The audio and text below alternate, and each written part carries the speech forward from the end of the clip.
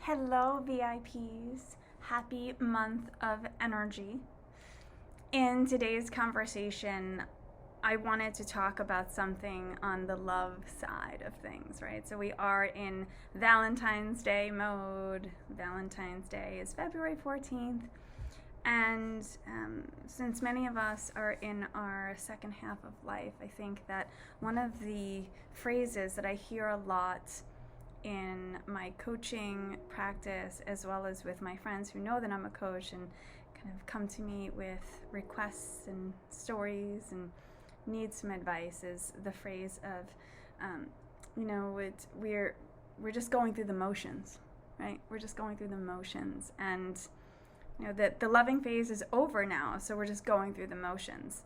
And my response to that is simply that it doesn't have to be that way.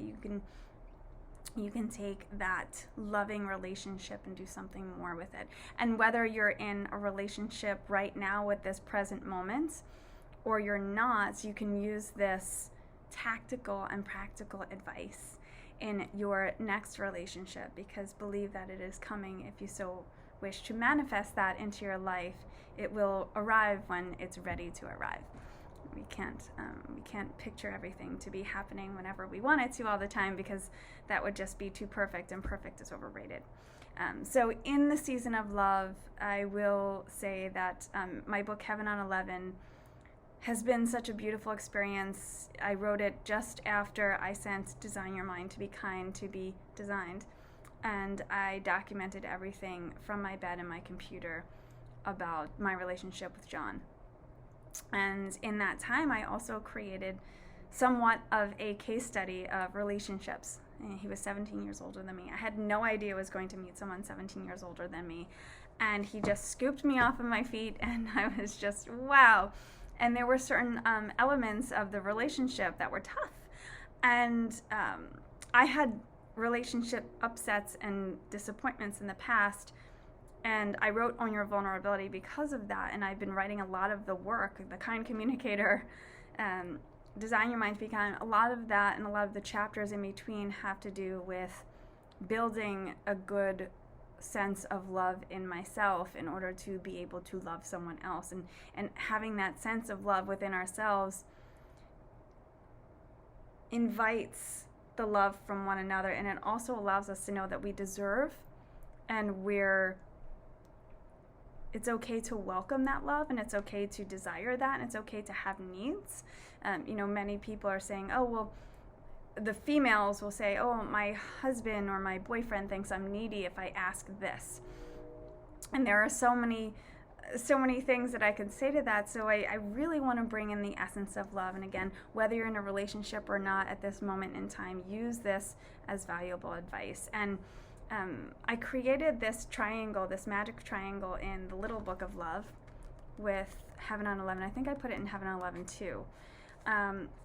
And it basically outlines the idea that the foundation is here in a relationship. This side is your vows, and the other side is your partner's vows.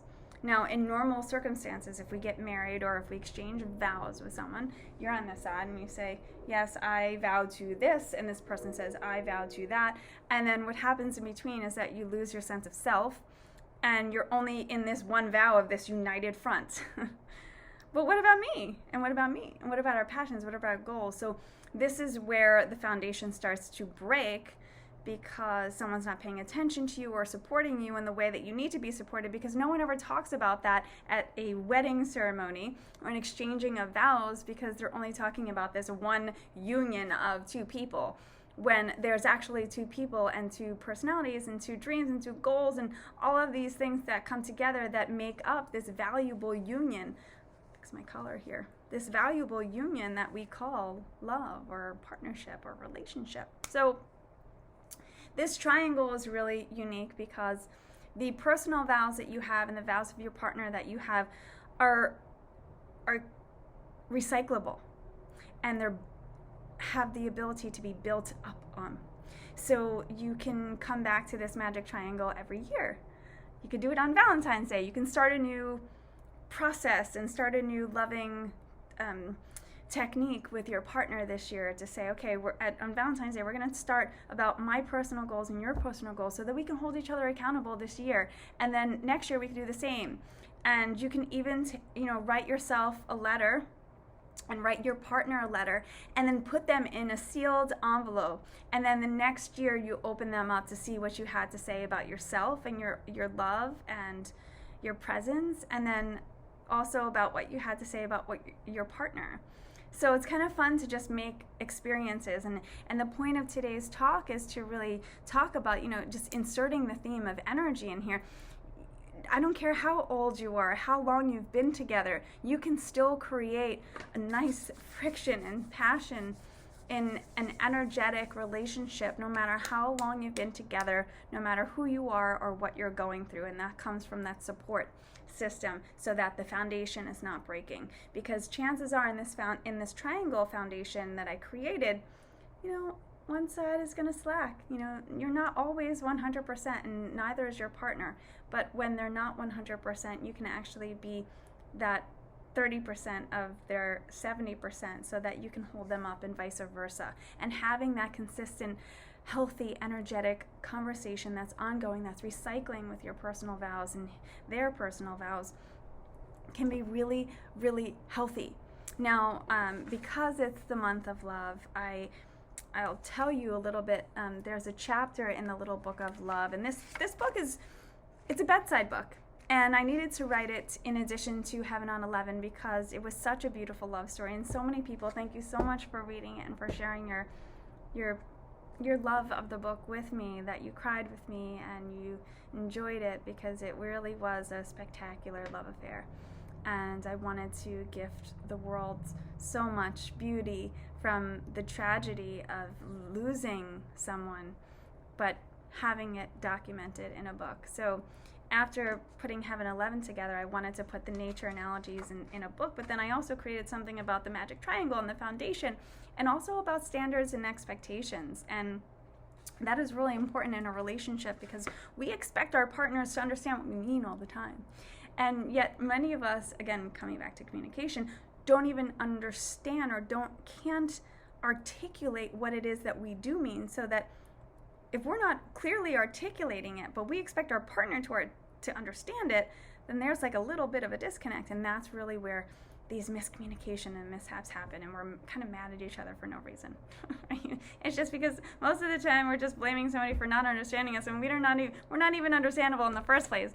So it can be kind of silly, it can be kind of fun if you make it fun, right? If you put that good energy into the bad energy. One of the tips that I gave into a past relationship when I was dating someone who was very egoic, and it was always this. There was always this. In fact, if you read The Kind Communicator, there's a section where I talk about imaginary backpacks. And that experience came from a relationship where every single time we had an argument or we couldn't agree on something, he would, in an imaginary sense, and we were having this argument or this talk one day on his bed, and he had one of those velvet blankets. And I remember telling him that every single time we had an argument or a disagreement, he would take this imaginary backpack off and unplug and enlist all of the things that he didn't agree with that I did or said in the past, and put them out. And I remember laying it out with my hand. I drew it on the velvet blanket that you can make different, it can make shapes and stuff. Looks like a drawing. And I remember drawing this thing, and then all of a sudden I would say, then after you unload that of the past, you put everything back in your backpack. And then you carry this heavy load, and I can never do right? So that's where the imaginary backpack actually came. And then I was just saying, what if you just took the obstacles, and when you take them out of your backpack, and I did that velvet thing on the blanket where I just rubbed it so it wasn't there anymore. And that's really where a lot of us have this problem or this setback with the expectations of one another, where they're not being met. And chances are they're not being met because we're not fully communicating them, or we're putting up walls. And it's really beautiful to have that higher standards way of living. So any single time you're finding yourself, and which is a natural tendency, right? We're human beings. We have expectations. I'm not going to say you can't have an expectation because that's impossible. But when there is an expectation, you can find that presence in the moment and find that awareness. You can actually replace it with a higher standard, because expectations are based upon something that you cannot control outside. And most often and always, the expectations, when they don't happen, they're controlled by outside circumstances, and you can't control them. So they break us down, and we're mad, or we're upset, or we're disappointed. So in light of that moment, you can actually change the expectation with this higher standard. And higher standards are something that you can control in yourself, in your relationship, in your personal development, so that you can say, well, I'm not going to expect that. I'm going to, again, a tip from Design Your Mind to Be Kind, I'm going to get curious. I'm going to ask questions. I'm going to get into this space of love. So once you start to work through all of that, you can really just take a moment to find the blessings in your relationships and in your own personal development, because chances are, once we start to listen to our partners more, not listen to respond or rebut or say, yeah, but you listen and understand and comprehend, and maybe find a little bit of silent time before you actually say, yeah, but, or continue to communicate. But going back to why I made this video for the Little Book of Love is that some people say that, oh, my relationship has been, we're just going through the motions. Well, you don't have to be. So I am a wonderful relationship coach. So if you need some coaching in that area, call me up. There is a chapter called, in the Little Book of Love, on page 35, it says, romance is always ready. I'm going to read it to you. Do you want to be kinder? It's yours for the taking. Do you want to be softer and more romantic? That trait is within you. For readers and VIPs looking for true love, it exists. For those needing faith, believing yourself. You may not be a poet, but you can write a love letter. You may not be an actor, but you can act out a sultry scene in the bedroom. You may not be a cook, but you can whip up a meal on a date for your lover. There's always room for another date, another toast, another kiss, wink, hug, gaze, compliment, stare, sex romp, or life pause. That's how the romance keeps its spark. That's how the legacy gets built. That's how the foundation stays strong. Spirituality doesn't live in the clouds. It lives within your willingness to participate in life and in love. Romance offers you the chance to love under the stars, at the shore, at the sea, in the grass of the gardens, or perhaps even at a magic show. There's stuff about magic in here. I like it. Come with me. Let me show you where romance is blossoming, and I bet you'll be inspired. That's the hope of this little book of love. So for those of you who are embracing energy and the energy in yourself, the energy in your relationships, write a love note and put it on your partner's pillow. Leave a little love note in their pocket before they go to work. And if they're not going to work, and if they're there all the time now, put a sticky note on their coffee. Do something new in the middle of the day.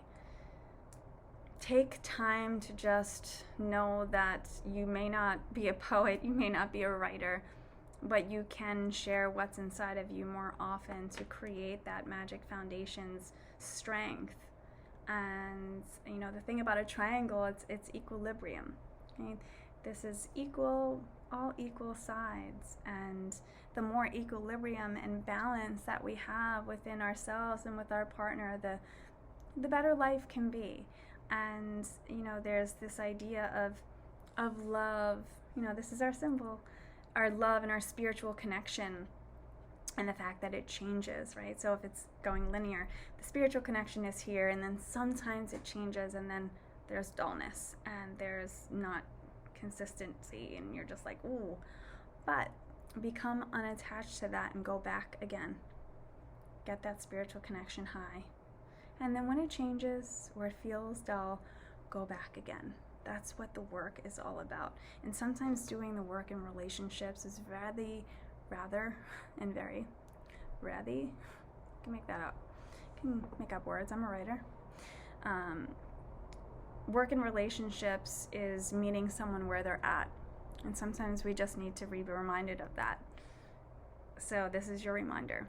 If your partner is not meeting you where you're at, get curious, get kind, ask questions, change your language, right? I coached a few people in their relationships right now, and many a times their stories that they tell me in their heads are just merely a chance for them and their partners to change their language, change their words and their phrases that they use over and over again that consistently piss their partners off or hurt their feelings. But they don't really know. They just need to know that their language is changing. And it could be a good thing. It could be a good thing, and it can be healthy. So change your language and find that triangle.